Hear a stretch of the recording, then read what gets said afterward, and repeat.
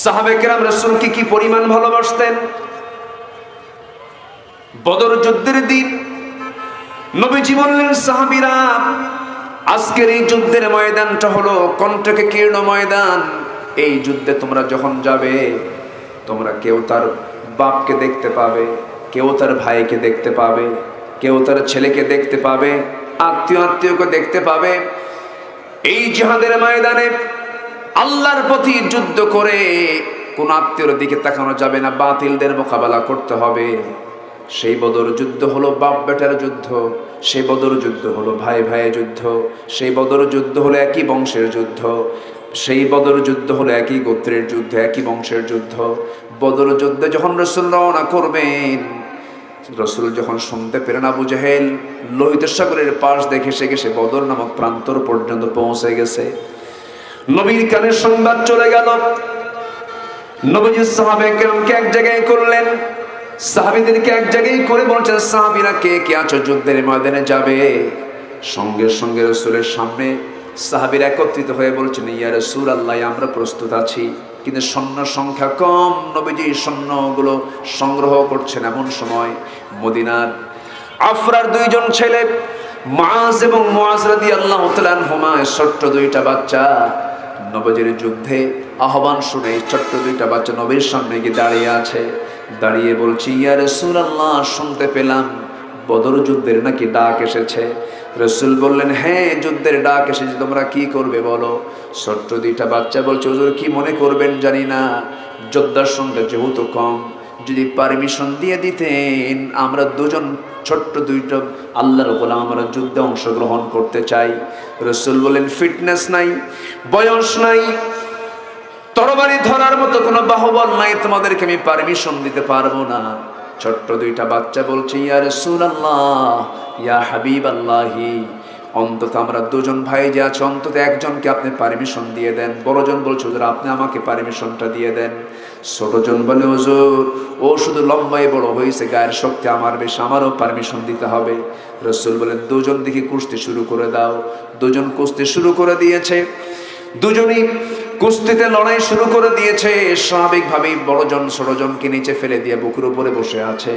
ছোটজন বড় ভাইয়ের কানের মধ্যে মুখ ঢুকিয়ে বলছে, ভাই রে, একসঙ্গে খাই, একসঙ্গে ঘুমাই, একসঙ্গে খেলাধুলা করি, আজকে তুমি আমাকে ছেড়ে একাকী যুদ্ধের ময়দানে যেতে চাচ্ছ কেন? আমার কি মন চায় না নাকি শহীদ হতে? তুমি তোমার গায়ের শক্তি একটু কমায় দাও, তোমার বুকের উপর উঠে বুঝায় দেই, শক্তির দিক থেকে আমি তোমার চাইতে কোনো অংশে কম নই। আমার নবীর কানে এই কথাগুলো আস্তে আস্তে বললেও নবীর কানে শব্দগুলো চলে গেছে। নবীজি এই দৃশ্যগুলো দেখছেন, চোখের পানি ফেলে ফেলে কাঁদতেছেন, আর মনে মনে চিন্তা করছেন, হারে, গায়ের শক্তি নাই কিন্তু ইমানের শক্তিটা আছে। ছোট্ট দুইটা বাচ্চাকে কোলের মধ্যে জড়িয়ে ধরে বলছে, আল্লাহ, ও আকাশের মালিক, এই ছোট্ট দুইটা বাচ্চার গায়ের শক্তি নাই কিন্তু ইমানের জোরটা আছে, আমি এদের দুজনকে পারমিশন দিয়ে দিলাম। যুদ্ধের ময়দানে সাহাবে কেরাম প্রস্তুতি নিয়ে নিলেন। 313 জন সাহাবী, ওইদিকে 1000 কুরাইশরা, সব এক জায়গায় হয়ে তারা অস্ত্রে শস্ত্রে সজ্জিত হয়ে দাঁড়িয়ে গেছে। এই বদর যুদ্ধটা হয়েছে, সামনে যে মাস আসতেছে সেই মাসের নাম কি? সে মাসের নাম কি? তাহলে রমজান মাস কি যুদ্ধের মাস? বলেন বলেন বলেন। আমরা শুধু জানি রমজান মাস হলো না খেয়ে থাকার মাস, রমজান মাস হলো বদর যুদ্ধের মাস, রমজান মাস হলো ফতে মক্কার মাস, রমজান মাস হলো শহীদ হওয়ার মাস, ঠিক কিনা? ইসলামের প্রথম শহীদ হয়েছে যুদ্ধের ময়দানে কোন মাসে? রমজান মাসে। আমার নবীজি সাহাবায়ে কেরামকে নিয়ে যখন রওনা করলেন, 313 জন সাহাবী, ওইদিকে 1000 সৈন্য নিয়ে আবু জাহেল বদর নামক প্রান্তরে হাজির হয়ে গেছে। আমার নবীজি 313 জন সাহাবী নিয়ে চলে গেছেন। যুদ্ধের ময়দানে মুখোমুখি হচ্ছে সাহাবীরা তাদের বাবার সাথে, তাদের ভাইয়ের সাথে, তাদের জামাইয়ের সাথে, চাচা ভাতিজার সাথে। এরকম করে যখন সবার সঙ্গে সাক্ষাৎ হয়ে যাবে, এমন মুহূর্ত যখন চলে আসলো, আমার নবী সাহাবায়ে কেরামকে বললেন, সাহাবীরা, আজকের যুদ্ধ হচ্ছে ইমানের অস্তিত্ব তোমাদেরকে টিকে রাখতে হবে, সেই যুদ্ধে আজকে তোমরা শামিল হয়ে যাচ্ছ। যুদ্ধ শুরু হয়ে যাবে, এমন সময় একজন সাহাবী উবাইদ ইবনুল জাররাহ রাদিয়াল্লাহু তাআলা আনহু নিজে সামনের দিকে এগিয়ে যাচ্ছেন তরবারি নিয়ে। দেখতে পেলেন নিজের জন্মদানকারী পিতা জাররাহ সামনে দাঁড়ায় আছে তরবারি নিয়ে। সন্তান হলো সাহাবী। এই সাহাবী মনে মনে চিন্তা করলেন, বাবার সামনে দাঁড়ায় আছেন, বাবাকে আমি কেমন করে আঘাত করি। বাবার প্রতি সম্মান জানায় তিনি মনে মনে চিন্তা করলেন কিনা বাবাকে আমি আঘাত করব না। তরবারিটা গোটায় নিয়া আস্তে করে তিনি ঘুরে যখন ফিরে আসতেছিলেন, মনে মনে তার এই প্রশ্ন জাগলো, ও বাইদারে, আজকে তুই তোর বাপ মনে করে তোর বাবার সামনে থেকে তরবারি গোটায় নিয়ে তুই ফিরে আসলি, অথচ তোর বাপ হতে পারে কিন্তু সে তো নবীর দুশমন, ইসলামের দুশমন, কোরআনের দুশমন, মুসলমানদের দুশমন। সে মুসলমানদের বিরুদ্ধে, ইসলামের বিরুদ্ধে, আল্লাহর বিরুদ্ধে সে তরবারি নিয়ে আবু জেহেলের পক্ষ অবলম্বন করে যুদ্ধ করতে আসছে। আর আমিও তার সন্তান, যদিও তার সন্তান, কিন্তু আমি নবীর উম্মত হয়ে, নবীর সাহাবী হয়ে যদি আমি এই বড় শত্রুকে যদি হাতছাড়া করে ফেলি, কিয়ামতের দিন আল্লাহ আমাকে অবশ্যই একটা আসামির কাঠগড়ায় দাঁড় করাবেন, আমাকে ধরে ফেলবেন, আমাকে পাকড়াও করে ফেলবেন। এই চিন্তা মাথায় নিয়ে বাপকে বাপ না মনে করে তরবারি আবার তিনি কোষমুক্ত করলেন। সামনের দিকে সিংহের মতো গর্জন দিয়ে সামনের দিকে ঝুঁকে পড়লেন, বাপকে বাপ না মনে করে। বাবা তরবারি দিয়া এমন জোরে বাপ দুনিয়া থেকে বিদায় হয়ে গেল, কিন্তু ওবায়দার চোখের পানি বন্ধ হয় না, শুধু কান্নায় ভেঙে পড়ছেন ওবায়দা। যুদ্ধ থেমে গেছে, মুসলমানদের বিজয় নিশ্চিত হয়ে গেছে। সবাই বলছে, ও সাহাবীর, আমার ওবায়দা কান্দে কেন, কি হয়েছে? হুজুর, ওবায়দার বাপ আজকে যুদ্ধে মারা গেছে। ওবায়দার বাপকে কে মেরেছে? সঙ্গী সঙ্গী বলা হলো, ইয়া রাসূলুল্লাহি, ওবায়দার বাপকে মারার জন্য আমরা কেউ যাই নাই, ওবায়দা নিজেই তার বাপকে মেরে ফেলে দিয়েছে, দুনিয়া থেকে বিদায় করে দিয়েছে। নবীজি এই কথা শুনে এতটাই খুশি হলেন, হাত দুইটা আগায় দিয়ে বলছেন, ওবায়দা, তুই আমার বুকের মধ্যে চলে আয়, তুই আমার বুকের পাজরে চলে আয়। আমার নবীজি তাকে বুকের মধ্যে নিয়ে বলছেন, ওবায়দা, আজকে তুমি যে কাজটা করেছো, তোমার জন্য আল্লাহর 8টা জান্নাত তোমার জন্য অপেক্ষা করতেছে। জোরে কোন সুবহানাল্লাহ। বাপ বড় না রাসূল বড়? বাপ বড় না আল্লাহ বড়? ভাইকে বেশি মহব্বত করব না আল্লাহকে বেশি মহব্বত করব? আল্লাহকে বেশি মহব্বত করব। বদর যুদ্ধের ময়দানে ওবায়দা তার বাপকে দুনিয়া থেকে বিদায় করে দিলেন। যুদ্ধের ময়দানটা ছিল বাপ বেটার যুদ্ধ, ভাই ভাই যুদ্ধ, চাচা ভাতিজা যুদ্ধ। আমার নবীর বিরুদ্ধে যুদ্ধ করতে আসছেন আমার নবীর আপন চাচা আব্বাস রাদিয়াল্লাহু তাআলা আনহু। নবীর বিরুদ্ধে যুদ্ধ করতে আসছে তার বড় জামাই আবুল আস। নবীর বিরুদ্ধে নবীর জামাই যুদ্ধে আসছে, নবীর বিরুদ্ধে নবীর আপন চাচা যুদ্ধের ময়দানে আসছে। বদর যুদ্ধের ময়দানে মুসলমানদের বিজয় হয়ে গেছে। 313 জন সাহাবী সব লাইনে লাইনে দাঁড়ানো।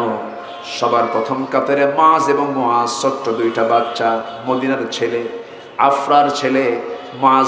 13 বছর 11 বছরের ছোট্ট দুইটা বাচ্চা। বদর যুদ্ধের প্রথম কাতারে দাঁড়ায় এক সাহাবীকে ডাক দিয়ে বলছে, ও চাচা, আমরা আবু জেহেলের নাম শুনেছি অনেক, আবু জেহেলটা কই? সঙ্গে সঙ্গে সাহাবী বলছে, ও ছোট্ট দুইটা ছেলে, তোমরা আবু জেহেল দিয়ে কি করবা? কি হয়েছে আবু জেহেলের প্রতি তো রাগ কেন? সঙ্গে সঙ্গে মুআজ বলছে, ও চাচা, শুধু দেখায় দাও ওদের, ও কি আমরা আজকে টার্গেট করেছি? আমরা সবার বিরুদ্ধে যুদ্ধ করতে আসি নাই, শুধু আবু জেহেলকে মোকাবেলা করার জন্য যুদ্ধে আসছি। বাচ্চা দুইটা ছোট, টার্গেটটা অনেক বড়। সঙ্গে সঙ্গে সাহাবী বলছেন, ও ছোট্ট ছেলে দুইটা, আবু জেহেলের প্রতি তোমাদের এত রাগ কেন, কি হয়েছে? সঙ্গে সঙ্গে ছোট্ট দুইটা বাচ্চা কেঁদে কেঁদে বলছে, আমরা শুনেছি আবু জেহেল নাকি রাসূলকে সবচাইতে বেশি কষ্ট দিয়েছে, রাসূলকে নাকি বেশি জ্বালা যন্ত্রণা করেছি, এই জন্য আজকে আমরা তাকে দুনিয়া থেকে বিদায় করে দেব। এই কথা শোনা মাত্র সাহাবী নখটা উঁচু করে বলছেন, ওই যে ঘোড়ার পিঠে বসে আছে, চতুর্দিকে সৈন্য থেকে পাহারা দিচ্ছে, শুধু চিনায় দিতে দেরি হয়েছে। সিংহের মতো গর্জন দিয়া বাজ পাখির মতো উড়ন্ত হয়ে দৌড় মেরে আবু জেহেলের দুই পাশে দুজন দাঁড়ায় গেছে। কাফের মুশরিকরা টের পায় না এটা কোন গ্রুপের মানুষ, কোন গ্রুপের সদস্য। ছোট্ট বাচ্চা অবহেলা করে ফেলেছে। ছোট্ট তরবারে নিয়ে আবু জাহেলের ঘোড়ায় বসে থাকার এক পাশে দাঁড়ায় আছে বড় ভাই, আর এক পাশে দাঁড়ায় আছে ছোট ভাই। তরবারে নিয়ে পজিশন ঠিক করতেছে। আবু জাহেল টের পাওয়ার আগেই ছোট্ট দুইটা বাচ্চা আল্লাহু আকবার বলে তার দুই পায়ে সজোরাঘাত করলেন। ওই যে একটা আঘাত মেরেছে, সেই আঘাতে আবু জাহেল ধরাশয়ী হয়ে জমিনে পড়ে গেছে। ইতিহাসে এসেছে আবু জাহেল কোমর সোজা করে আর দাঁড়াতে পারে নাই। যেরকম সুবহানাল্লাহ। মুসলমানদের বিজয় হবে শক্তি দিয়া, অস্ত্র দিয়া, না ঈমান দিয়া? শক্তি দিয়া, অস্ত্র দিয়া, সংখ্যা দিয়া, না ঈমান দিয়া? কি দিয়া বলেন? ঈমান দিয়া। আবু জাহেলের মতো এমন দাপুটে নেতাকে আল্লাহ তাআলা নাবালক শিশুর হাতে দুনিয়া থেকে বিদায় করেছেন। ফিরআউনের মতো দাপুটে নেতাকে আল্লাহ তাআলা পানিতে চুবায়া মেরেছেন। নমরুদের মতো একজন দাপুটে নেতাকে আল্লাহ তাআলা ন্যাংরা মশা দিয়ে বিদায় করেছেন। সে আল্লাহ আছে না নাই? আসতে বলবেন না, আছে না নাই? যারা ফিরআউনদের মতো আসমানি কিতাবের বিরুদ্ধে যারা ষড়যন্ত্র করছে, ফিরআউনের মতো আসমানি কিতাবে যারা আগুন ধরানোর ষড়যন্ত্র করছে, ফিরআউন হত্যা রাজনীতি চালু করে তাগুতকে প্রতিষ্ঠার জন্য যে পরিমাণ চতুর্মুখী ষড়যন্ত্র শুরু করেছিল, সেই ফিরআউনকে আল্লাহ তাআলা খতম করেছেন নিমিষের মধ্যেই। আজকের যুগেও যারা নব্য ফিরআউনের ভূমিকা পালন করে ইসলামের বিরুদ্ধে, কোরআনের বিরুদ্ধে যারা অবস্থান নিচ্ছ, শিক্ষা নাও ফিরআউন থেকে, নমরুদ থেকে। আল্লাহ ছাড় দেন, ছেড়ে দেন না, ঠিক কি না? আমার দেশে প্রকাশ্যে রাসূলকে নিয়ে বলা হয়, কয়েকদিন আগে জাহান্নামের এক নরকীট সে বলেছে, তোমাদের নবী মুহাম্মদ মদিনার মাটিতে পচে গেছে, গলে গেছে। নবীদের লাশ কি কখনো মাটি খেতে পারবে? আসতে পারবে না, খেতে পারে? নবীদের লাশ হচ্ছে অক্ষত, নবীদের দেহ হচ্ছে অক্ষত, কোনো মাটি গ্রাস করতে পারবে না। এই জাতীয় কথা বলার পরেও কিন্তু কোনো প্রতিক্রিয়া নাই। রসুলের পারিবারিক জীবনে রসুলকে বিভিন্ন কটূক্তি করা হয়েছে আমার দেশে, বিভিন্ন সময় রুটিন ওয়ার্কের মতো। রসুলকে বলা হয়েছে জেনাকার মোহাম্মদ। রসুলের লাশ নিয়ে কথা বলা হয়েছে। এই সমস্ত কথা যারা বলবে তাদের বিরুদ্ধে ইমানদারের প্রতিবাদ করার দায়িত্ব আছে না নাই? আসতে বলবেন না, আছে না নাই? আমরা দ্ব্যর্থহীন কণ্ঠে জানিয়ে দিতে চাই, আমরা স্পষ্ট ভাষায় জানিয়ে দিতে চাই, আমাকে গালি দাও, আমার বাপকে গালি দাও, আমার ভাইকে গালি দাও, আমার নেতাকে গালি দাও, যা বলো সহ্য হবে। আল্লাহ, রসুল, কোরআন, দিন নিয়ে কোনো কথা বলবা, 32টা দাঁত তুলে ফেলা হবে। জিহ্বা আমরা টেনে ছিড়ব। রাজি আছেন কারা কারা? হাত উঁচু করে দেখান মুসলমান।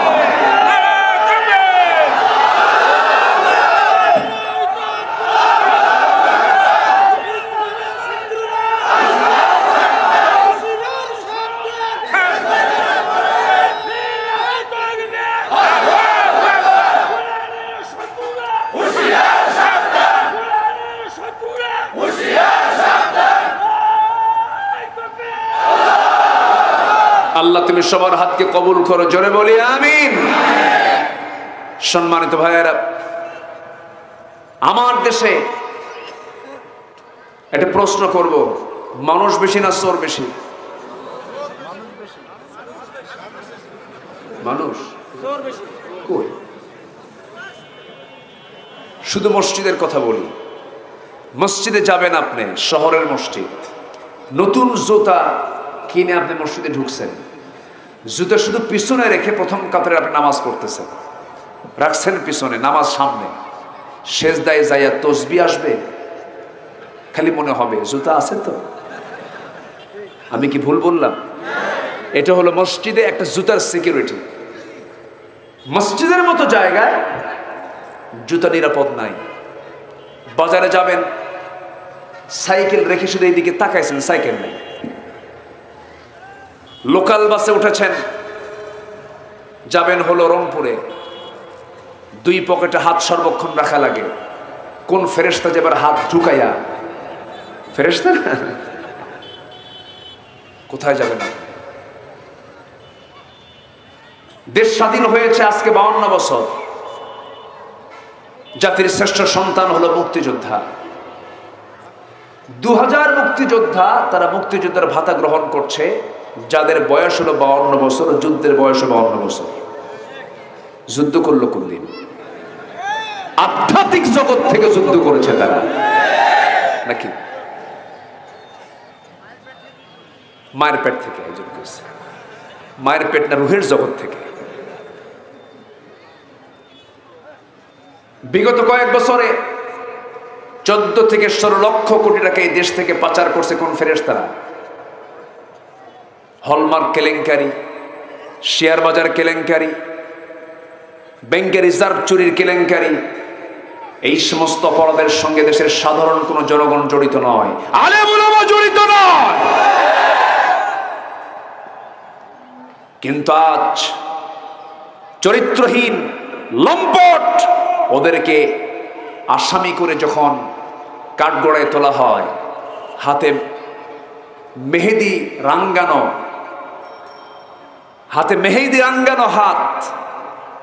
হাতে কোনো হাত কড়া নাই, অনার করে সম্মান করে তাদেরকে কাঠগড়ায় উঠানো হয়, হাজিরার ময়দানে নিয়ে যাওয়া হয়, আর আলেমদের হাতে ঢুকানো হয় হাত কড়া, আর দেহে লাগানো হয় ডান্ডা বেড়ি। আলেমদের রক্ত নিয়ে যারাই খেলেছে ইতিহাস সাক্ষী, আলেমদের রক্ত বড় বিষাক্ত, গজবে শেষ হয়ে গেছে তারা, ঠিক কিনা? শেষ হয়ে গেছে তারা। আলেমদের রক্ত নিয়ে খেলবেন না। রাসূলের নিজের জবান থেকে এসেছে, আমি মারা যাচ্ছি, আমার ওয়ারিস কেউ না, আল উলামা ওয়ারাসাতুল আম্বিয়া, আলেমরা হচ্ছে আমার ওয়ারিস। আলেমদের চেহারার দিকে তাকালেও সব পাওয়া যায়। আলেমদের দাম কে দিয়েছেন? আসতে বলবেন না, কে দিয়েছেন? কিন্তু একটা কথা আবার মনে পড়লো, আবার মাঝে একটু বলে দেই, আজকে ইসলামকে ধ্বংস করার জন্য এক শ্রেণীর আলেমরাও কিন্তু কম দায়ী নয়, ঠিক কিনা বলেন? এক শ্রেণী কুড়াল বাঁশ কাটে না, বাঁশি বাঁশ কাটে। বাঁশি বাঁশ কাটে, কুড়ালের মধ্যে বাঁশ হয়ে ঢুকে ডান্ডা বানায়া, হাতল বানায়া কুড়াল বাঁশ কাটে। কিন্তু কুড়াল তো কাটে না, কুড়ালকে সহযোগিতা করে কি? বাঁশ। বাঁশই বাঁশ কাটে। আমি চিটাগাং যাব মাহফিলে, ঢাকা এয়ারপোর্টের ভিতরে ঢুকে বোর্ডিং পাসটা নিয়ে বসবো, কোথায় বসার জায়গা পাচ্ছি না। যেখানে যাবেন এখন পুরুষের আনাগোনা বেশি না মহিলার আনাগোনা বেশি? মহিলা। তাও কি গায়ে কাপড় চোপড় আছে? গায়ে কাপড় চোপড়ও নাই। এখন তো যত কাপড় চোপড় খোলে সে নাকি তত আধুনিক হয়। কাপড় চোপড় খুলে যদি আধুনিক হয়, বনের পশুর তো কোনো কাপড় চোপড় নাই, ওরাই তো পৃথিবীর সবচেয়ে আধুনিক প্রাণী। এই পিছনে কি হয়েছে? ও মাদের ভিতরে। আচ্ছা, সম্মানিত ভাইয়েরা, তো ভিতরে ঢুকে আমি জায়গা পাচ্ছি না, তো খুঁজতেছে আমার মতো টুপিওয়ালা কোথায়। তো দেখি যে একটা কোনায় এক হুজুর বসে আছে, তো ভাবলাম উনিও টুপিওয়ালা আমিও টুপিওয়ালা, তো পাশে যে বসি সালাম দিলাম। উনি সালামের উত্তরটা ভালো করে নিলেন না, আমার শুধু আমার টুপির দিকে চেয়ে আছে, মানে ওনার টুপির সাথে আমার টুপির মিল নাই।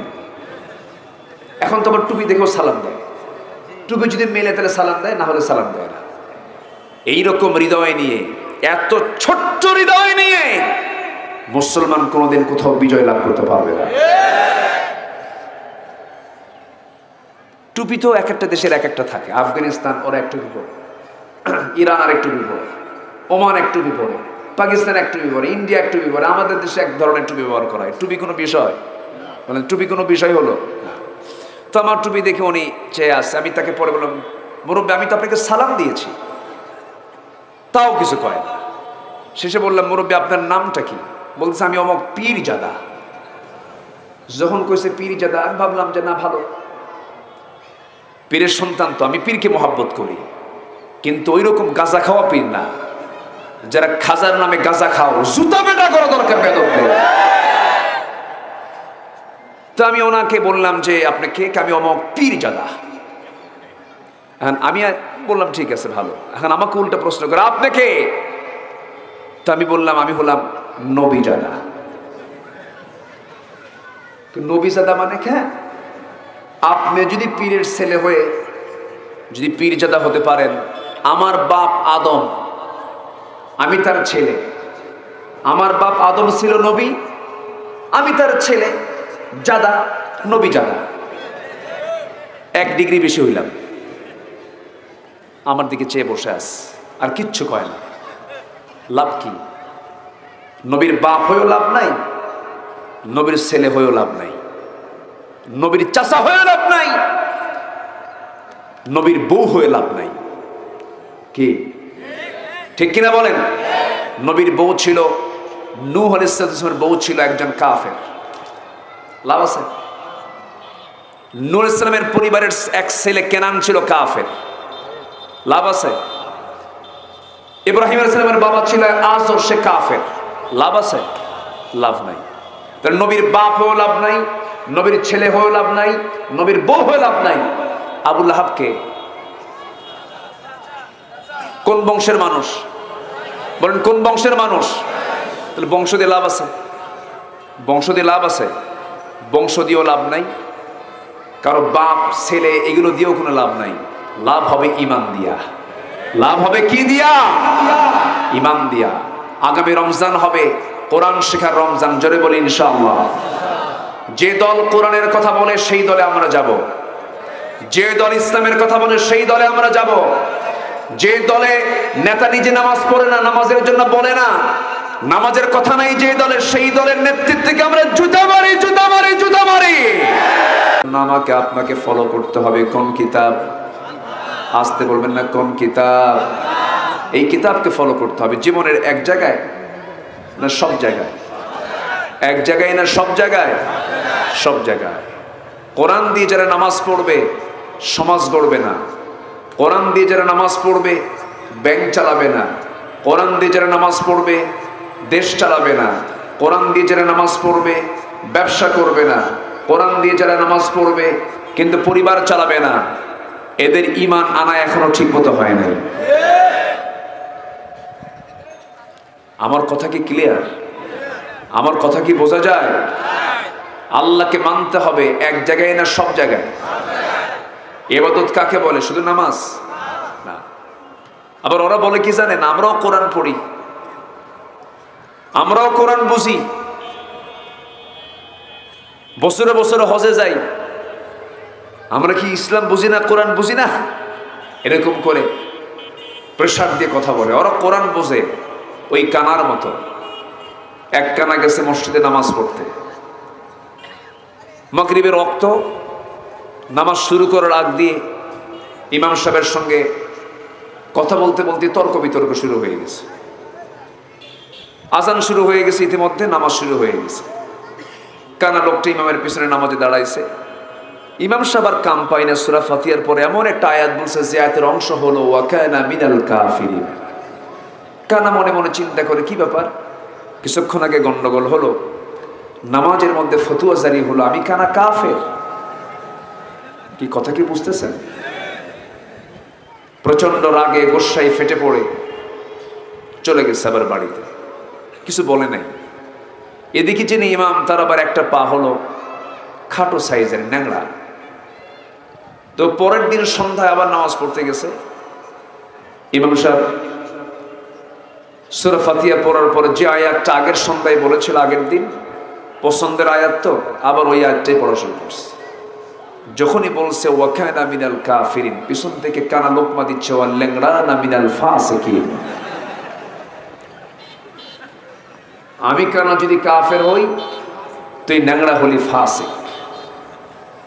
ওরা কোরআন বসে ওই কানার মতো। আসতে বলবেন না, জোরে বলুন ঠিক কিনা? কোরআন যদি বুঝতো সমাজে সুদ থাকতো না, ওয়াজ করে সুদ বন্ধ হবে না, মসজিদ বানায় শুধু নামাজ সুদ বন্ধ হবে না, মাদ্রাসা বানায় সুদ বন্ধ হবে না। সুদ, জেনা, ব্যভিচার, মদের ফ্যাক্টরি, মদের বোতল, এগুলো বন্ধ করার জন্য আইন করে বন্ধ করতে হবে মুসলমান। এত সস্তা না। দাওয়াতের সিস্টেম দুটা হকের দাওয়াত দিলে পিঠের চামড়া থাকবে না। আর কিছু দাওয়াত আছে মিষ্টি পোলাও কোরমার অভাব হবে না। আমার কথা কি ক্লিয়ার? আবু হানিফা রহমতুল্লাহ আলাইকে বাদশা মানসুর বলেছিল, আবু হানিফা, আমি তোমাকে আমার রাষ্ট্রের সর্বোচ্চ পদ প্রধান বিচারপতির চেয়ারটা আমি তোমাকে দিয়ে দেব। আবু হানিফা বললেন, তোমার চেয়ার আমার তো নেওয়ার কোনো দরকার নেই। কেন? তুমি জালিম, তোমার জুলমের তখ্তের অধীনে ওই প্রধান বিচারপতির চেয়ারে বসে আমার কোনো ফায়দা হবে না, আমার দরকার নেই বসার। শেষ পর্যন্ত তাকে জেলখানায় ঢুকানো হয়েছে। 8টা বছরও তিনি জেল খেটেছেন। মাকে জেলখানায় নিয়ে এসে তাকেও বেঁধে রাখা হয়েছে। এমনকি মার চোখের সামনে আবু হানিফা রহমতুল্লাহ আলাইকে পিঠ মোড়া দিয়ে বেঁধে, হাত পা বেঁধে মারতে মারতে রক্তাক্ত করে ফেলা হয়েছে। মা এই দৃশ্যগুলো দেখেন আর চোখের পানি ফেলে ফেলে কান্দেন। মার চোখের পানি দেখে আবু হানিফা মনে মনে চিন্তা করছেন, আহারে আমার মা না জানি কত কষ্ট হচ্ছে আমার প্রতি অত্যাচারগুলো দেখে, কি করব, কি সিদ্ধান্ত নেব আমি। এমন সময় মার মুখটা থেকে আওয়াজ বের হচ্ছে, বাজান রে, আল্লাহর কসম করে বলি, তোর প্রতি অত্যাচার দেখে আমার চোখে পানি আসে নাই। আমার চোখে পানি আসার কারণ হলো যে পরিমাণ তোমার প্রতি জুলুম চলছে, অত্যাচার চলছে, না জানি বাদশাহ মনসুরের, এই জালিমের বাদশাহ মনসুরের তুমি অনুভূত হয়ে যাও, তার কথা যেন তুমি মেনে নাও। আমারই আশঙ্কা হচ্ছে, কিন্তু আমার মন চাচ্ছে আমার কলিজার টুকরা আবু হানিফা হকের পথে টিকে থেকে অত্যাচারগুলো সহ্য করে করে দুনিয়া থেকে প্রয়োজনে শহীদ হয়ে যাবে। তুমি দুনিয়া থেকে বিদায় নিয়ে নেবে, শাহাদাতের নজরানা পেশ করবে, আর আমি আল্লাহর সামনে শহীদের মা হওয়ার গৌরব অর্জন করে আল্লাহর সামনে দাঁড়াতে পারবো। যেমন মা তেমন সন্তান। হাসতে হাসতে দুনিয়া থেকে বিদায় নিলেন। বাতিলদের কাছে মাথা নত করেন নাই। এই জন্য আমার বন্ধুগণ, এই দুনিয়াতে আমরা এসেছি ক্ষণিক সময়ের জন্য। এই দুনিয়াতে যতক্ষণ থাকবো সবচাইতে বেশি মোহাব্বত করব কাকে? আইন মেনে চলবো কার? আসতে বলবেন না, কার? আল্লাহর আইনটাকে মেনে চলতে হবে।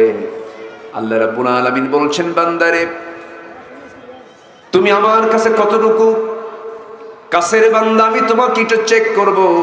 এই পৃথিবীতে যত মোহাব্বত আছে, ভালোবাসা আছে, সকল ভালোবাসার চাইতে 1 নাম্বার ভালোবাসা উৎসর্গ করতে হবে। 1 নাম্বার কার জন্য? আসতে বলবেন না, কার জন্য? নাম্বার 2 হলো রাসূলের জন্য। নাম্বার 2 কার জন্য? রাসূলের জন্য।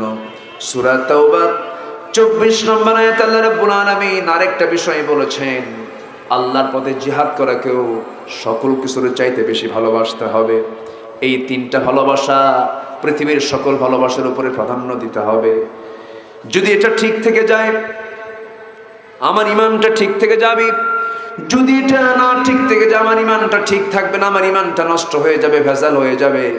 আল্লাহ রাব্বুল আলামিন সুন্দর করে বলছেন, কুল ইন কানা আবাউকুম ওয়া আবনাউকুম ওয়া ইখওয়ানুকুম ওয়া আজওয়াজুকুম وعشيرتكم وأموال اقترفتموها وتجارة تخشون كسادها ومساكن ترضونها أحب إليكم من الله ورسوله وجهاد في سبيله فتربصوا حتى يأتي الله بأمره والله لا يهدي القوم الفاسقين جربوا الله أكبر সূরা তাওবা 24 নম্বর। সূরা তাওবা কয় নম্বর আয়াত?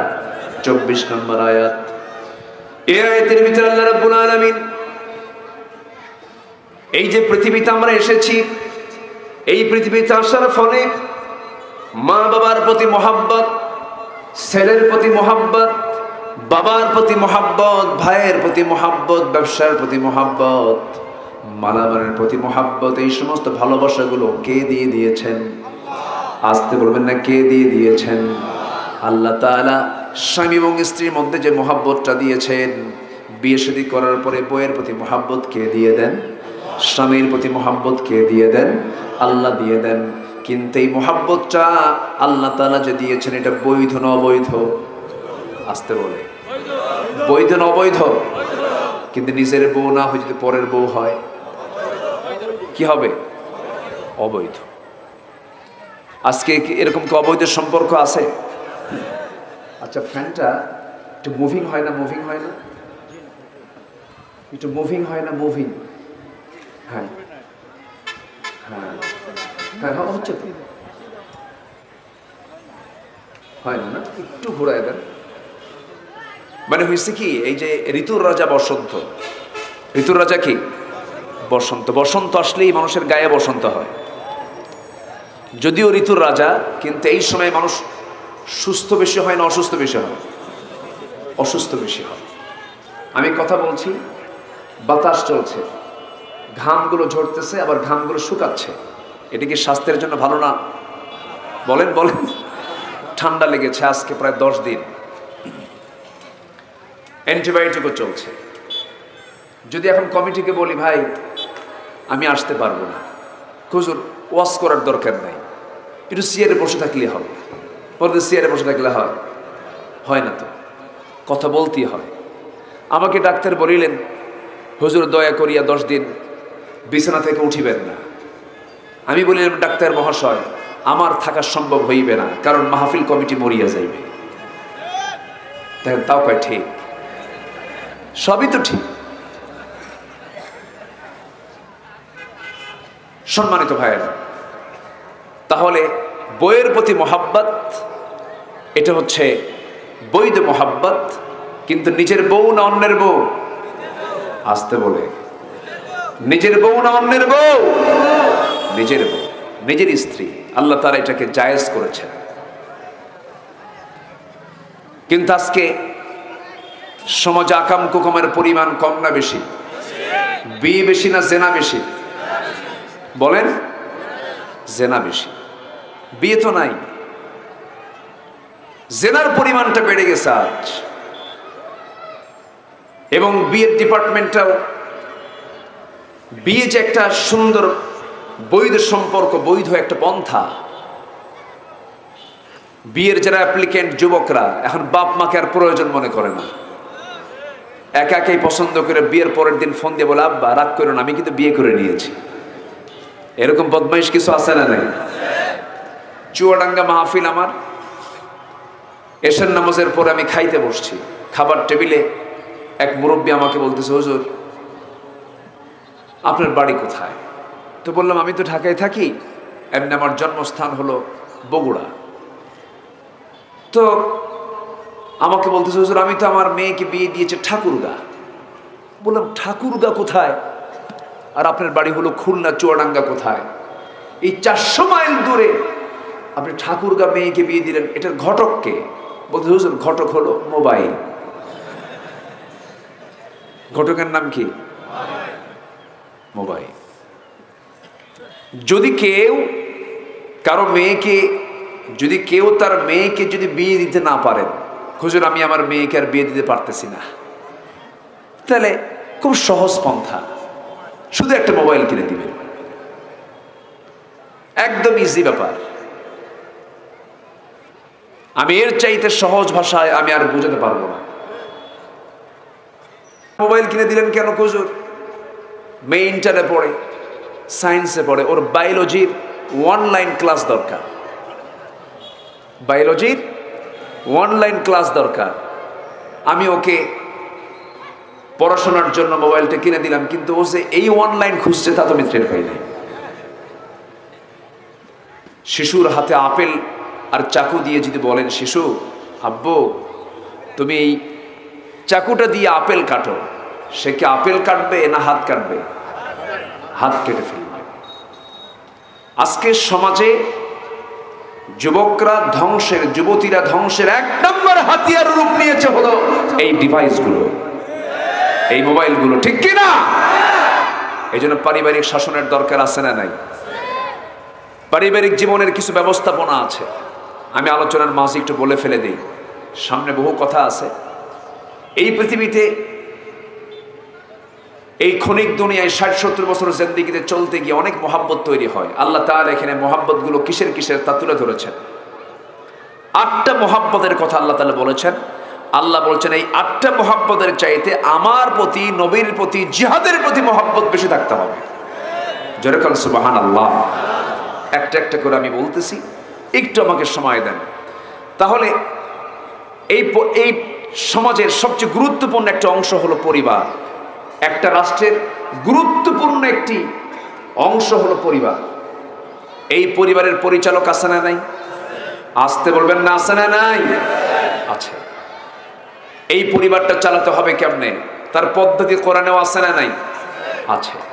সম্মানিত ভাইয়েরা, পারিবারিক জীবনে মূল মুরব্বী হলো মা বাবা। কিন্তু সেই মা বাবা যদি ইসলামের প্রতি যদি অবহেলা প্রদর্শন করেন তাহলে তো হবে না।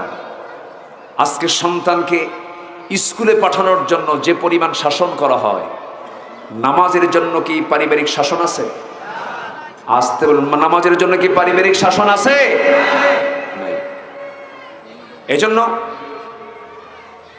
পারিবারিক জীবনে প্যারেন্টিং, যেটা সন্তানদের লালন পালন, এই বিষয়টা অত্যন্ত লক্ষণীয়। এটা লক্ষ্য করতে হবে, খেয়াল করতে হবে। কারণ সন্তান যদি কিয়ামতের দিন আপনার বিরুদ্ধে মামলা দেয়, এটাও কিন্তু আল্লাহ তাআলা বিচার করার জন্য তুলবেন। এই জন্য পিতামাতার দায়িত্ব আছে না নাই? আল্লাহ রাব্বুল আলামিন বলেন, মান আমিলা সালিহাম মিন যাকারিন আও উনসা ওয়া হুয়া মুমিনুন ফালানুহয়িয়ান্নাহু হায়াতান তাইয়্যিবাহ ওয়া লানাজজিয়ান্নাহুম আজরাহুম বিআহসানি মা কানু ইয়ামালুন। জোরে বলুন আল্লাহু আকবার। ভালো কাজ সে পুরুষ করুক অথবা মহিলা করুক, নারী করুক, পুরস্কার কে দিবেন? আসতে বলবেন না, পুরস্কার কে দিবেন? আমার ভাইয়েরা, পারিবারিক জীবনে প্যারেন্টিংটা গুরুত্বপূর্ণ একটা বিষয়। সন্তানদের লালন পালনে খুব সজাগ থাকতে হবে বাপ মাকে। ইউনিভার্সিটি থেকে আপনার সন্তান মাস্টার্স ডিগ্রি নিয়ে আসতে পারে, কিন্তু আদব কিন্তু মাস্টার্স ডিগ্রি থেকে পাবে না। আদব, আখলাক, স্বভাব, চরিত্র সব নিতে হবে কোন জায়গা থেকে? পরিবার থেকে। বলেন কিসে থেকে? পরিবার থেকে। পরিবার গুরুত্বপূর্ণ একটা বিষয়। একটা রাষ্ট্রের গুরুত্বপূর্ণ অংশ হলো পরিবার। পরিবারটাকে আমরা সাজাবো কোরআন দিয়া, তাহলে সেই পরিবারটা জান্নাতের পরিবার হয়ে যাবে। শুধু টাকা পয়সা থাকলে পরে কিন্তু সুখ পাওয়া যায় না। এটা কিন্তু বড় ধরনের কোনো রিজিক নয়। টাকা পয়সা, ঘর বাড়ি সব কিছু আছে, কিন্তু বাড়িতে ঢুকে দেখেন বউটার একদিকে লাইন মারে, ছেলেটা আবার ট্যাবলেট নিয়ে বসে থাকি, মেয়েটা চরিত্রহীনা, তার চরিত্রে কোনো সৌন্দর্য নাই, আপনার কোনো সুখ থাকবে না। এই জন্য প্যারেন্টিং, সন্তানদের লালন পালনের দিকটা খেয়াল করবো আমরা। এবং সন্তানদেরকে এটাও বোঝাতে হবে বাজান, এই পৃথিবীতে সবচেয়ে সুন্দর আচরণ করতে হবে মা বাবার সাথে। এই শিক্ষাগুলো সন্তানকে দেওয়ার দায়িত্ব বাপ মার আছে না নাই? আসতে বলবেন না, আছে না নাই? আচ্ছা, আত্মীয়দের সঙ্গে সুন্দর আচরণ করা, আয় ব্যয়ের ক্ষেত্রে সন্তানদেরকে শিক্ষা দেওয়া, এই সমস্ত বিষয়গুলো পারিবারিক শিক্ষা, এই সমস্ত বিষয়গুলো থাকতে হবে। আজকে পরিবার নষ্ট হওয়ার কারণে সমাজ নষ্ট হয়ে যাচ্ছে। সমাজ নষ্ট হওয়ার কারণে একটা গোটা দেশটা ভঙ্গুর অবস্থায় রূপ নিয়েছে। এই জন্য একটা সমাজের, একটা রাষ্ট্রের সবচেয়ে ছোট্ট একটি অংশ পরিবার হলেও কিন্তু এই পরিবারটা কিন্তু গুরুত্বপূর্ণ একটা বিষয়। আল্লাহ রাব্বুল আলামিন এই জন্য একটা আয়াতে বলেছেন, কু আনফুসাকুম ওয়া আহলিকুম নারা, নিজে বাঁচো, তোমার পরিবারকে বাঁচাও জাহান্নাম থেকে। কার কথা? আসতে বলবেন না, কার কথা? আল্লাহর কথা। এখন এই পরিবার জীবনে মায়া দয়া ভালোবাসা এগুলো সৃষ্টি হয়ে যায়। সন্তান পেটে আছে, দুনিয়াতে আসেই নাই, সন্তান যদি একটু পেটের মধ্যে নড়াচড়া বন্ধ করে তখন মার চোখে কি আসে? পানি আসে। বাবা টেনশন করেন, এই মায়া দয়াটা কে দিয়েছেন? আল্লাহ দিয়েছেন। কষ্ট পাচ্ছেন? কোনো অসুবিধা? দেখলাম তো বহু। আমার দেশে নেতা বেশি না কর্মী বেশি? হ্যাঁ? আর মসজিদে নামাজ পড়ে কয়জন? তার নাম কি? ইমাম। বাকি সব কি? মুসল্লি। মুসল্লি হাজার পাওয়ারফুল হোক, ইমামের আগে সেজদা যেতে পারবে? সেখানে নেতৃত্ব আছে না নাই? কোন হাই খাই আছে? কোন গন্ডগোল আছে? কোন কিলাকিলি আছে? মসজিদ কত সুন্দর জায়গা, নেতৃত্ব দেখেন মসজিদ কি সুন্দর জায়গা। আর এখন সমাজে সব নেতা কর্মী নাই, সামনে তো আর কেউ থাকবে না, সবাই তো নেতা, সব মঞ্চ উঠছে, মঞ্চ ভেঙে শেষ। ঠিক কিনা? আমরা ইমাম দেখতে চাই, যিনি আমার ইমাম হবেন তিনি আমার নেতা হবেন। ইমাম ছাড়া নেতা মানি না, মানি না, মানি না। কষ্ট? অসুবিধা? আমাকে হক কথা তো বলতেই হবে। হক কথা বলার দরকার আছে না নাই? রাসূল নেতা ছিলেন, ইমামও ছিলেন। আমার নবী যে নেতৃত্ব তৈরি করেছেন নামাজ থেকে। সুবহানাল্লাহ বলবেন না? কিসের থেকে বলেন?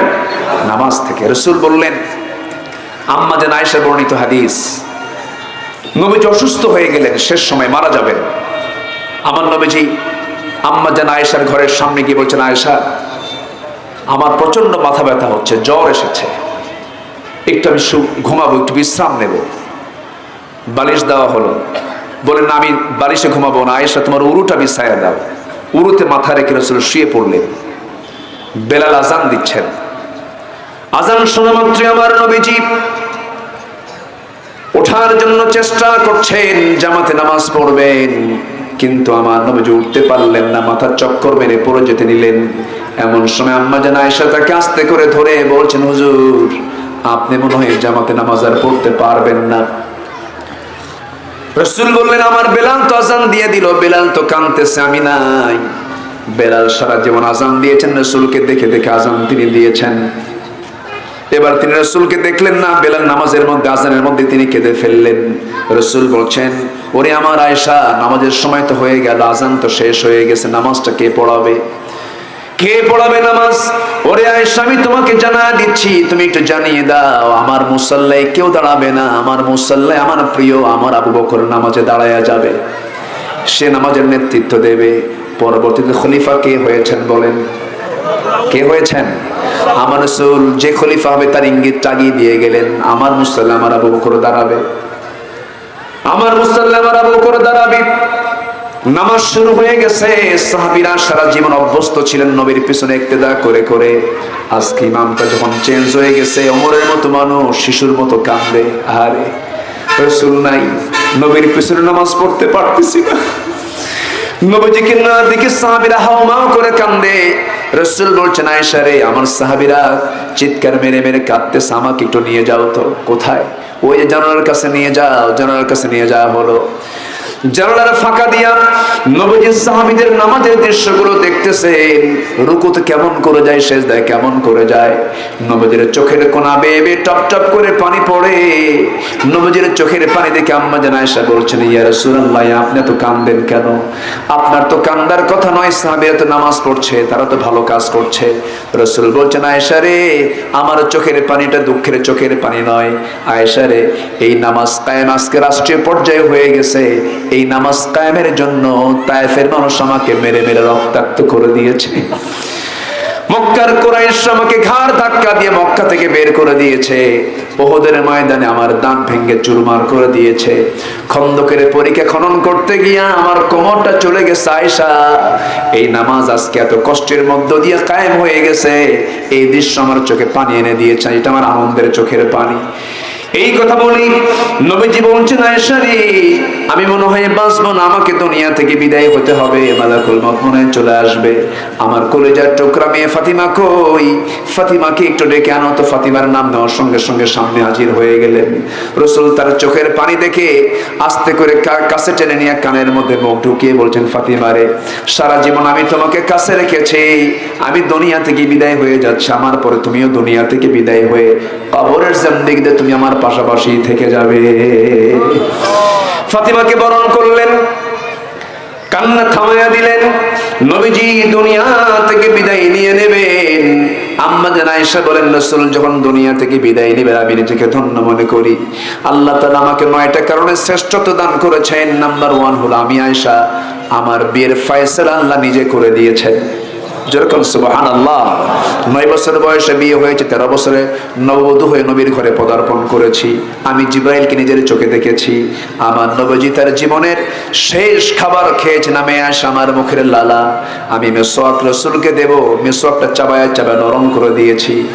নবীজি মেসওয়াকটা হাতের মধ্যে নেই, মেসওয়াকের আগে লাগানো থুতু তিনি চুষে চুষে পান করছেন আর বলছেন, আয়েশা জীবনের শেষ সময় আমি স্ত্রী হক আদায় করার চেষ্টা করলাম, তোমাকে খুশি করার চেষ্টা করলাম। আম্মা জান আয়েশা বলেন, নিজেকে ধন্য মনে করি, রাসূল তার জীবনের শেষ খাবার খেয়েছেন আমি আয়েশা আমার মুখের লালা। আমি রাসূলকে কোলের মধ্যে রেখে দিয়া রাসূলের মৃত্যুর সময় পর্যন্ত আমি ছিলাম। রাসূল দুনিয়া থেকে বিদায় নিয়ে নেবেন, সর্বশেষ কথা আমার সঙ্গে হলো, রাসূল যখন দুনিয়া থেকে বিদায় নেবেন, বিদায় নেওয়ার আগ মুহূর্তে আমাকে ডাক দিয়ে বলছেন, আয়েশা রে, একটা কথা বলে যাই। কি কথা? আমি তো বাঁচবো না, দুনিয়া থেকে বিদায় হয়ে যাচ্ছি, আমার উম্মতদেরকে বলবে তারা যেন সবচেয়ে বেশি আল্লাহকে ভালোবাসে, রাসূলকে ভালোবাসে, আমার উম্মতরা যেন 5 ওয়াক্ত নামাজ না কখনো ছেড়ে দেয়। জোরে বলি সুবহানাল্লাহ। 5 ওয়াক্ত নামাজ পড়বেন কারা কারা একটু হাত তুলে দেখান তো দেখি। জোরে বলি ইয়া আল্লাহ, আরো জোরে বলি ইয়া আল্লাহ। আমাদেরকে 5 ওয়াক্ত সালাত আদায় করার তৌফিক তুমি আল্লাহ দিয়া দাও। জোরে বলি আমিন, আরো জোরে আমিন। হাত নামান। আগামী মাস রমজান মাস, কি নাজিলের মাস? কিসের মাস? কোরআনের মাস। সবাইকে কোরআন পড়া শিখবো না ইনশাআল্লাহ? সবাইকে শিখতে রাজি আছেন? কোরআন শেখা আমার আপনার জন্য সুন্নত না ফরজ? আগামী রমজান হবে কোরআন শেখার রমজান। সবাই রাজি আছেন তো ইনশাআল্লাহ? এই আশাবাদ কামনা করছি। আমি সময়টাকে আর বাড়াতে পারছি না, কারণ আজান হয়ে গেছে আরো আধা ঘন্টা আগে। সব দিকে খেয়াল করা দরকার। আমার দেশে তো আবার আলোচনার চাইতে সমালোচনা কম না বেশি? বলেন বলেন।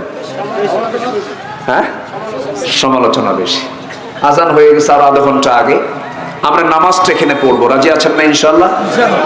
সবাই বসেন, যে যেখানে আছেন আমরা নামাজের মতো করে বসি, নামাজের মতো করে তাশাহুদের সূরাতে বসে যাই। আমাদের ভালোবাসা হবে 1 নাম্বার কার জন্য?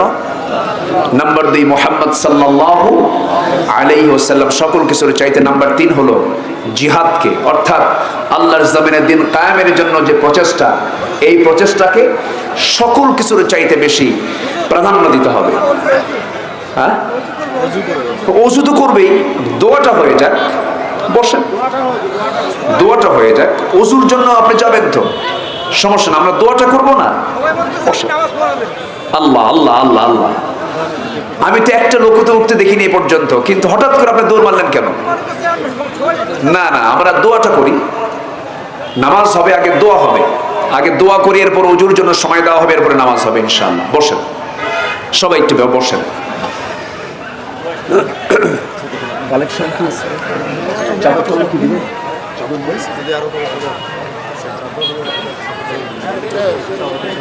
আচ্ছা জি, সম্মানিত ভাইয়েরা, অনেকে মাহফিল অনেক পরে আসছেন, তো আমি একটু আরজ রাখবো, যেহেতু মাদ্রাসার মাহফিল, এখানে দান করা একটা ভাগ্যের বিষয়, কিন্তু বলি আলহামদুলিল্লাহ। অনেকে যারা দেন নাই, আমি সবার কাছে আরজ রাখবো, কিছু না কিছু 10 টাকা হলেও আমরা কিছু দেব। জোরে বলি ইনশাআল্লাহ। ইকো দেওয়ার দরকার নেই, ইকো দিয়েন না। কিছু না কিছু হলে আমরা দেওয়ার চেষ্টা করব, জোরে বলি ইনশাআল্লাহ। সবাই নামাজের মতো করে বসি। আর আজকের মাহফিলের সম্মানিত প্রধান অতিথি মহোদয় তিনি আসছেন, তিনি অত্যন্ত গভীর মনোযোগ দিয়ে আমার আলোচনাগুলো শুনেছেন। তো উনি শুধু 2 মিনিট ওনার সম্মানে তিনি একটু সালাম দিবেন, রাগ করবেন না তো? একটু বসেন। জি,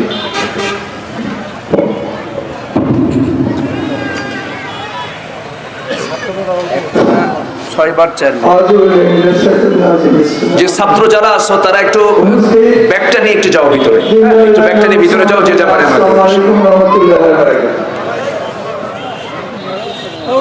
এতক্ষণ আমরা অত্যন্ত জ্ঞান গল্পপূর্ণ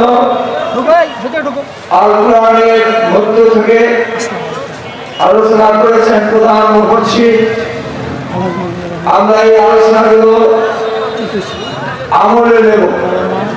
আমরা ওয়াদা দিয়েছি আগামী রমজান মাস থেকে আমরা কোরআন শিক্ষা লাভ করবো এবং 5 ওয়াক্ত নামাজ নিজের জীবনে কায়েম করবো। সাত সাত খোদা পরিবারকে নামাজে অভ্যস্ত করার আরেকটি নিয়ত করবো, ঠিক না? আর আমি 4টি কথা বলবো। প্রথম কথা হচ্ছে, আজকের তারিখ থেকে আমি মিথ্যা কথা কোনো জীবনে বলবো না। এটা কোনো পয়সা থেকে নিয়োগ করতে কোনো পয়সা লাগে না। সম্মানিত দ্বীনি ভাইরা, আড়ালে বসে আছেন শ্রদ্ধেয়া সম্মানিতা মা বোনেরা, আলোচনার সূচনায় আনুষ্ঠানিকতার মধ্য দিয়ে আমার পক্ষ থেকে আবারও সালাম, আসসালামু আলাইকুম ওয়া রাহমাতুল্লাহি ওয়া বারাকাতুহু। সবাই কেমন আছেন? আমাকে প্রশ্ন করলেন, আল্লাহ তাআলা আমাকে আপনার কাতারেই রেখেছেন, বলি আলহামদুলিল্লাহ। মুরব্বী, এই যে ডিস্টার্ব করলে নিয়ে যান। হ্যাঁ, ডিস্টার্ব করলে খুব ও কষ্ট পাচ্ছে, ওকে জোর করে রাখা যাবে না তো।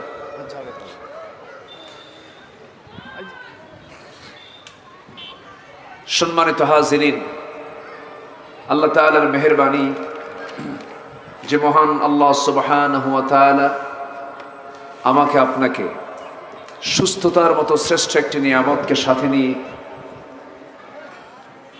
সারাদিনের সকল কাজকর্মের স্থগিত ঘোষণা করে যিনি আমাকে আপনাকে এমন সুন্দর আয়োজনে শামিল হওয়ার তৌফিক দান করলেন, সেই মহান জাল্লে শানুর দরবারে আমরা সবাই লাখ কোটি সুজুদ শুকর আদায় করছি। মুহাব্বাতান জোরালো কণ্ঠে বলে উঠছি আলহামদুলিল্লাহ। জোরে বলছি আলহামদুলিল্লাহ। চিৎকার মেরে বলছি আল্লাহুম্মা ইন্নী আসআলুকা আল হুদা ওয়াত তুকা ওয়াল আফাফা ওয়াল গিনা। সবাই বলি আল্লাহুম্মা লাকা আসলামতু ওয়া বিকা আমানতু ওয়া আলাইকা তাওয়াক্কালতু ওয়া ইলাইকা আনাবতু ওয়া বিকা খাসামতু। আমরা আল্লাহ তাআলার শুকর আদায় করে নিলাম। আমার আগের মেহমান যিনি কথা বলেছেন, তার কথার পরে আমার তেমন কোনো কথা থাকে না। অত্যন্ত অভিজ্ঞ একজন প্রথিতযশা আলেমে দ্বীন, তিনি কোন সূরা থেকে কথা বলেছেন? সভাপতিকে জি, কোন সূরা থেকে তিনি কথা বলেছেন? সূরা আনফাল থেকে। হ্যাঁ, কোন সূরা থেকে? সূরা আনফাল থেকে। উত্তর নিতে হবে তো, খালি বসলে হবে না তো। এটা ক্লাস না, এটা ক্লাস তো। তাহলে উনি কোন সূরা থেকে কথা বলেছেন? সূরা আনফাল থেকে। দেখি, আমি ওই সূরা নয়, আমি ওর পরের সূরা থেকে আমি কথা বলবো ইনশাআল্লাহ। সূরা আনফালের পরে যে সূরাটা, সেই সূরার নাম কি বলুন? জি, আপনি হাফিজে কোরআন, আলহামদুলিল্লাহ। সূরা তাওবা থেকে, আমি ওনার পরেই থাকি, আমি ওনার আগে যাব না। উনি সূরা আনফাল থেকে কথা বলেছেন, আমি সূরা তাওবা থেকে আমি কিছু কথা বলতে চাচ্ছি। ওয়ামা তাওফীকি ইল্লা বিল্লাহ আলাইহি তাওয়াক্কালতু ওয়া ইলাইহি উনীব। সেই মহান রবের প্রতি ভরসা রেখে আসুন আমরা আলোচনার দিকে চলে যাচ্ছি। মাইকোলা, এটা আওয়াজ বাড়ান, এটা আওয়াজ বাড়ান, আমার কানেও তো আওয়াজ বাজতেছে না। একটু সুন্দর করেন। আমি যা বলি তাই যদি হয় তাহলে আর কি হলো, তাই না? শুধু হাসি দিলে হবে না, কাজ করতে হবে। সম্মানিত হাজিরিন, আমরা যে কিতাবের আলোচনা শুনতে এসেছি, এই কিতাব কি দুনিয়ার না আসমানের? দুনিয়ার না আসমানের? আসমান থেকে নাজিল হওয়া। আসমান থেকে যেটাই আসে সেটা বরকত বেশি। আমরা সন্ধ্যা হয়ে গেলে সূর্যের আলোটা আমরা পাই না, তখন কি হয়ে যায়? অন্ধকার। সে অন্ধকারকে আলো দেওয়ার জন্য আমরা একটা লাইট ব্যবহার করি, কত লাইট আমাদের ব্যবহার করতে হয়, কত আলো আমরা ব্যবহার করি। তাও একটা সূর্যের যে আলো, তার সমকক্ষ কোনো আলোকে আমরা নিয়ে আসতে পারি? পারি না। এটা হচ্ছে আসমানি আলোর বৈশিষ্ট্য। এটা দুনিয়ার কোনো লাইট দিয়ে এটা কাভারেজ দেওয়া যাবে না, কারণ এটা আসমানে আল্লাহ তাআলা সেট করেছেন। জোরে বলি সুবহানাল্লাহ। কৃষক মানুষ, যারা কৃষক জমিতে আবাদ করেন, পানি ছাড়া আবাদ হয় না। মেশিন দিয়ে সেচ দিয়ে পানি দিলে সেই পানিতে মাটির যে উর্বরতা, আর আকাশ থেকে বৃষ্টির পানি দিয়ে যে জমিনটা ভিজে যায়, কোন পানির উর্বরতা বেশি? বলেন কোন পানির? বৃষ্টি আসেই নাই, শুধু আকাশে মেঘের গর্জন শুরু হয়েছে, তর্জন গর্জন, শুধু এতটুকু শুরু হয়েছে। সায়েন্স বলতেছে প্রত্যেকটা মেঘের গর্জনে, এক একটা গর্জনে লক্ষ লক্ষ মেট্রিক টন ইউরিয়ার কাজ হয় এই মাটিতে। জোরে বলি সুবহানাল্লাহ। তাহলে আসমানের বরকত কম না বেশি? বেশি। পৃথিবীতে যত বই আছে সব দুনিয়ার, আর এটা কোন কিতাব? আসমানি। এটার বরকত কম হবে না বেশি হবে? বেশি হবে। কিন্তু দুঃখ লাগে কি জানেন? কোরআনটাকে আমরা শুধু মসজিদের তাকে রেখে দিয়েছি, শুধু নামাজে আমরা তেলাওয়াতে ব্যবহার করছি, কিন্তু কোরআনটাকে আমরা সব জায়গায় এটাকে ব্যবহার করছি না। কোরআন দিয়ে আমরা সমাজ গড়তে অনেকে মেনেও নিতে পারি না। সমাজের কিছু লোক আছে না নেই বলেন তো? আচ্ছা, ওরা বলে নামাজ পড়লেই তো হয়ে গেল, এটা দিয়ে আবার সমাজ কিসের? মানে সমাজ ওর বাপ দিয়ে চালাবে আর কোরআন দিয়ে শুধু নামাজ পড়বে। কোরআন শুধু নামাজের জন্য নাজিল হয়নি, কোরআন নাজিল হয়েছে পৃথিবীর সকল সমস্যার সমাধান নিশ্চিত করার জন্য। জোরে বলি সুবহানাল্লাহ। সম্মানিত ভাইয়েরা, গোটা পৃথিবীতে আজকে প্রায় 800 কোটি মানুষ, 228টি দেশ নিয়ে এই গোটা পৃথিবী। এই ছোট্ট পৃথিবীতে 800 কোটি মানুষ 228টা দেশে বসবাস করে। এর মধ্যে 180 কোটি প্রায় মুসলমান, বাকি সব অন্য ধর্মের মানুষ। মানুষের মধ্যে যে মনুষ্যত্ব, মানবতাবোধ আমাদের দিন দিন বাড়ছে না কমছে? মানবতা, দয়া মায়া বাড়তেছে না কমতেছে? শিক্ষার হার আগের চাইতে আমার দেশে কমছে না বাড়ছে? বাড়ছে। তাহলে শিক্ষার হার বাড়লো, শিক্ষকতা, তোমার শিক্ষিতের হার বাড়ল, শিক্ষার হার বাড়ল, কিন্তু মানবতা, মনুষ্যত্ব, মানবিকতা, উদারতা, পিতামাতার প্রতি সেবা, বড়দের প্রতি শ্রদ্ধা, মানুষের যে সামাজিক মর্যাদা, এগুলোতে প্রশ্ন আছে না নাই? আসতে বলবেন না, আছে না নাই? আছে। সম্মানিত ভাইয়েরা, সম্মানিত বন্ধুগণ, শিক্ষার হার বেড়েছে, কিন্তু সুশিক্ষার হার কিন্তু বাড়ে নাই। সুশিক্ষা কি? আসতে বলে, সুশিক্ষার নাম কি? কোরআন। কোরআনের শিক্ষায় যে শিক্ষিত, সে হলো প্রকৃত শিক্ষিত। আপনি জেনে অবাক হবেন, বাবা মা সন্তানের কাছে বোঝা হয়ে যায়।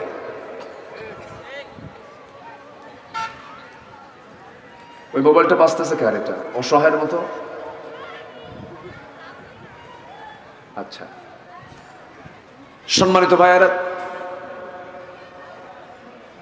আজকে মা বাবা হচ্ছে পৃথিবীর সবচেয়ে বড় সম্মানজনক একটা আসন। যে বাপমার জায়গা হলো, যে বাপমার সম্মান হলো আল্লাহর পরে, সুবহানাল্লাহ বলবেন না? সেই বাপমা আজকে সমাজে এতটাই অবহেলিত, হায়ার এডুকেটেড, ডাক্তার, ইঞ্জিনিয়ার, তাদের বাপমাকে তাদের দেখার সময় নাই, তাদেরকে বৃদ্ধাশ্রমে রেখে আসা হয়। আমার কথা কি বুঝে আসতেছে? তাহলে আমরা যে শিক্ষিত হচ্ছি, আমরা যে জ্ঞানী হচ্ছি, সেই জ্ঞান কি কোরআনের জ্ঞানে জ্ঞানী হচ্ছি আমরা? না। সম্মানিত ভাইয়েরা, শুধু আদমশুমারিতে মুসলমান হলে চলবে না, আমাকে আল্লাহর তালিকায় মুসলমান হতে হবে। কার তালিকায়? আল্লাহর তালিকায় মুসলমান হতে হবে। আল্লাহর তালিকায় আমার নামটা থাকতে হবে, আমি মুসলমানদের অন্তর্ভুক্ত কিনা। আফসোস লাগে, আমার বুকটা ফেটে যায়, এই দেশে অসংখ্য সন্তান তাদের পিতামাতার সঙ্গে নাফরমানি করে, খারাপ আচরণ করে, এমনকি সন্তানের হাতে মা বাপ পর্যন্ত খুনও হয়। আমার দেশে এই রেকর্ড আছে না নাই? আছে না নাই? আছে। কেন? কি জন্য হচ্ছে? মূল কারণ হলো, মূল শিক্ষা থেকে জাতিকে বঞ্চিত রাখা হয়েছে। আমি যদি এখানে প্রশ্ন করি, মুসলমান কারা কারা, সবার হাত উঠবে। ইমানদার কারা কারা, সবার হাত উঠবে। যদি বলা হয় কোরআন সহি করে পড়তে পারেন কয়জন, কারা কারা, সবার হাত কি উঠবে? আচ্ছা, এটা কি আমাদের শুধু ব্যর্থতা না চরম ব্যর্থতা? আচ্ছা, আমরা যে কোরআন পড়া সবাই পারি না, এটা কেন পারি না? কি জন্য পারি না বলেন? এটার জন্য দায়ী কে? হ্যাঁ, কেউ কিছু কয় না। হ্যাঁ বলেন, আমি প্রশ্ন দিয়েছি আপনাদের কাছে, আমরা যে কোরআন পড়তে পারি না সহি করে, এটার জন্য দোষটা কার? একজন বলেছেন নিজের। ঠিক আছে, নিজের। আরো কিছু দোষ আছে না নাই বলেন? আসতে বলে, আছে না নাই? আছে। নিজের অপরাধের জন্য নিজেকে জাহান্নাম কাটতে হবে, এটা ঠিক আছে, কিন্তু আমি কোরআনটা কেন পড়া শিখলাম না, কেন শিখতে পারলাম না, এটার জন্য দায়বদ্ধতা আছে। পারিবারিকভাবে কিছু দোষ আছে, সামাজিকভাবে কিছু দোষ আছে, এবং শিক্ষা ডিপার্টমেন্টের দোষও আছে না নাই? আসতে বলবেন না, আছে না নাই? মুরব্বী একটা দামি কথা বলে দিয়েছেন আমার কানে, উনি দিয়েছেন, যত পরীক্ষা আমার দেশে হয়, লিখিত পরীক্ষা, ভাইবা পরীক্ষা, যদি এমনটা যদি শর্ত করে দেওয়া হতো, যারা মুসলিম পরিবারের সন্তান, তাদের জন্য নামাজ যেহেতু আদায় করা ফরজ, নামাজকে সহি করতে গেলে কোরআন সহি করে পড়াও ফরজ, সেহেতু প্রত্যেক মুসলমান যারা শিক্ষার্থী হবে, পরীক্ষা অংশগ্রহণ করতে গেলে ভাইবা বোর্ডে তাকে গোটা কোরআনের যে কোনো জায়গা থেকে এক পৃষ্ঠা কোরআন তাকে সুন্দর করে তেলাওয়াত করে শোনাতে হবে। এমন কন্ডিশন যদি প্রত্যেকটা শিক্ষার্থীর জীবনে যদি বাধ্যতামূলক করে দেওয়া হতো, আমার দেশে কি এই চিত্র থাকতো নাকি? আসতে বলে এই চিত্র থাকতো? কিন্তু এটা করবে কে? এটা করার তো লোক নাই। বরঞ্চ তা না করে ঢুকানো হয়েছে মানুষটাকে বানর ছিল, তা না করে আরো ঢুকানো হয়েছে মানুষটাকে আগে কি ছিল? বানর ছিল। বলেন তো এটা কোনো কথা? আমরা হলাম আদম সন্তান। আল্লাহ তাআলা আমাদের কত সম্মান দিয়েছেন। আমরা কি সন্তান বলেন? আদম। পৃথিবীর প্রথম মানুষকে আদম। উর্দু ভাষায়, হিন্দি ভাষায় মানুষকে আদম বলে। নেক আদমি সে দোস্তি করো, ভালো মানুষের সাথে মোহাব্বত তৈরি করো। সৈয়দপুর তো পাশেই, তাই না? হ্যাঁ, সৈয়দপুরে কিন্তু উর্দু চলে খুব। আচ্ছা, তো ভালো মানুষের সঙ্গে মোহাব্বত তৈরি করো। তো মানুষকে উর্দু হিন্দিতে বলে হলো আদমি। সেখান থেকে আমার দেশে শুমারি হতো আদম শুমারি। কি সমস্যা? কি দুটোই বন্ধ? ভালো, আপনারা না শুনেন, সমস্যা কি? হ্যাঁ, কি এখন কি বাজে? শোনা যাচ্ছে না? কিছুই শোনা যায় না? একটু জিকির করি লা ইলাহা। কি শোনা যায়? এখন শোনা যাচ্ছে? বলি আলহামদুলিল্লাহ।